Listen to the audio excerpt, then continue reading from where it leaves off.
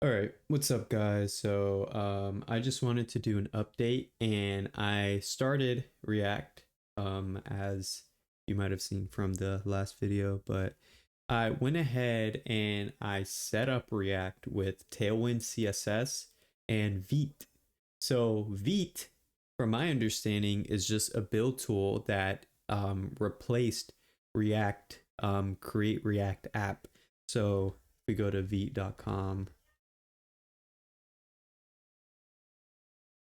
Okay, that's not a real website. Just go to Google and then Vite. So Vite just seems to be a build tool that goes ahead and runs a server for you. And then once it runs it for you, you can go ahead and have React running on your local host.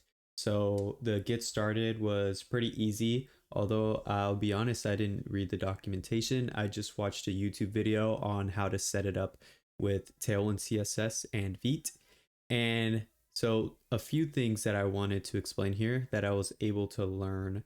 So when we set up our Tailwind config, we went ahead and entered the files that we're going to be listening out for. So our index.html, and it's going to listen for any JS, so JavaScript, TypeScript, TSX, or JSX, and it's going to look for it in the SRC folder right here. So everything in the SRC that ends with these extensions, it's going to go ahead and look for. And because I'm taking the Scrimba course, so using React 17, and React 18 is a little bit different. So if I have this open here, in our React 17, we were able to use a method called react-dom.render. And then we could take the navbar and go ahead and get the document element by ID and render it. So when we go ahead and go into our HTML, it would render it for us. But with the new implementation of React 18, this is different. So React DOM.render is now called React DOM. I think it's what was it called again? React DOM.create root. And the way we make this work is if I go to my main JSX page, we import React, which is the same as it's always been. Another thing he explained is that this isn't required anymore either, but the way I set this project up, it's still in here, so I'm not going to take it out. And then we go ahead and import React DOM, which allows us to use this keyword. And then instead of just saying from React DOM, we go from React DOM / client. And this allows us to use create root. We also imported our index.css file just to make sure our CSS works. And we also imported our testing. So our testing is we go to app.js, basically a function that just returns some Bob Bistros. It's not even up here right now because I don't have it loading up. I could do that in a second here, but we basically created the same thing we did. We created a navbar, same way we did in our Hello React, but instead we used Tailwind CSS to go ahead and set up those styles for us. And I just used the documentation. So I'm not sure if Tailwind is something that's industry standard. I'm not entirely sure what companies use it, what don't. So I'm going to be very just conservative with my usage. I'll use it and learn it just to have fun with it, but I may just stick to regular CSS for the most part and just use this whenever I need to use it and just try to use CSS the same way I've been doing without needing media queries. It's just there's ways to do it that way, but I just won't go into explaining it in this video. So we went ahead and we set up our Bob's Bistros, and we did a few cool things. We made a utility class which connects to our index.css, and that's just because I didn't want to have to apply all of this code every single time to each LI. I'm not sure if that's how you're supposed to do it with Bootstrap, but that's just how I went ahead and did it. One thing that I wanted to do, I haven't tried this yet, but if we go ahead and say react.strict mode, I think that we can put this navbar in here, load up this navbar for not like that. So we'll have to do it like this. And okay, let me see. Navbar was unrecognized by the browser. Okay, well, I guess that method didn't work. I wanted to see if I could load up the other file that I had. So render, let me see what this says. Render strict mode testing. So that seems to be when you load up a function. So let's load up this function instead. So with React strict mode, we can go ahead and run our testing function. And it's the same thing. I was trying to see if I could get it to be nothing. So actually, delete. So we'll create a new function. So it's going to be a function called testing, and it's basically going to return some JSX, and we'll just make a simple navigation system. So navigation, then we'll have an H1, and we'll just say Nelly is dev. And then when we load up here, okay, it's not working, spelled function wrong. So we have Nelly is dev. And what's cool is that I can use Tailwind. So now I can say the background and we can make it something that Tailwind offers. So just trying to find a cool color here. I like these colors. These are nice. So background green, we can say our text will be white. Oh, that looks really bad. Can't even see that. 800. I don't love it, but it'll work for now. And then we can make our text 5 extra large, and then we can make our display a flex. We'll do that later when we go ahead and do this. So we can also get in here a UL and then an LI, and then we can say about me, and then I can say LI of contact me, and then I can make another LI of my blog. So a blog. I would take this off of here and instead add this here. So that's cool. And then we can go ahead and say we want, I almost said display flex, we want a flex.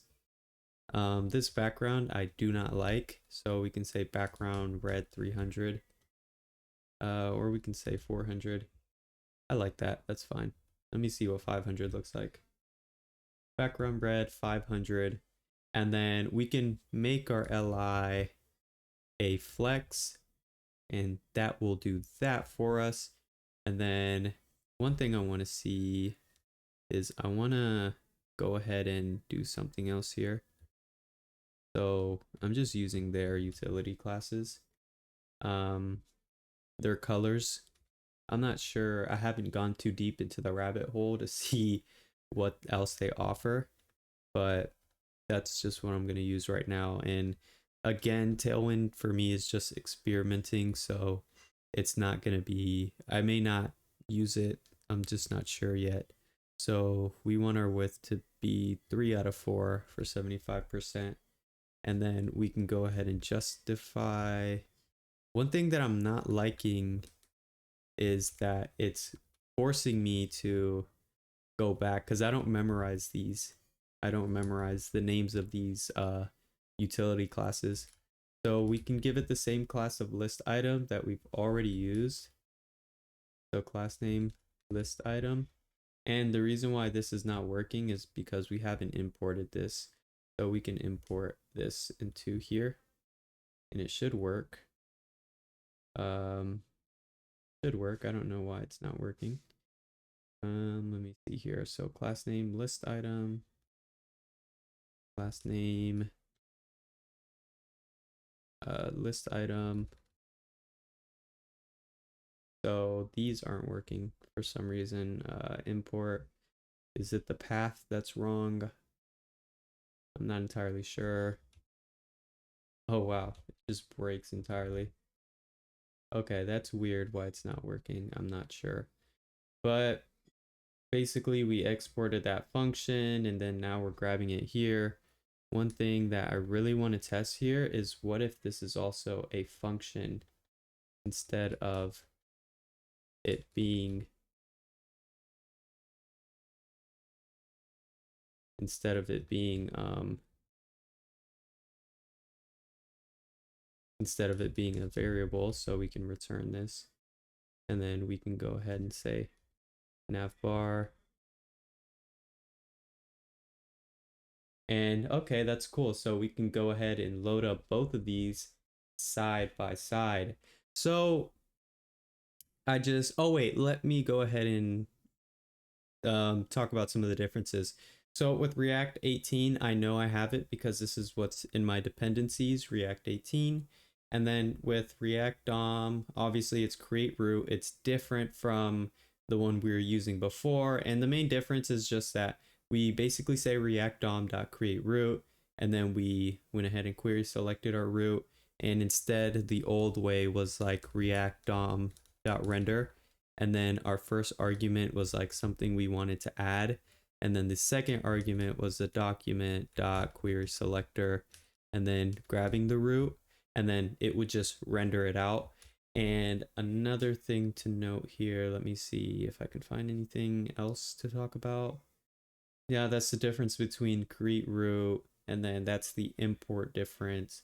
Something else that we talked about in the scrim was that the way that the documentation has it was const root equals react dom dot create root, and the document dot query selector, and then root, and then here it has root dot render, and then in the root dot render it went ahead and had this code in here. So this is kind of how the documentation sets it up. So this should still work, right?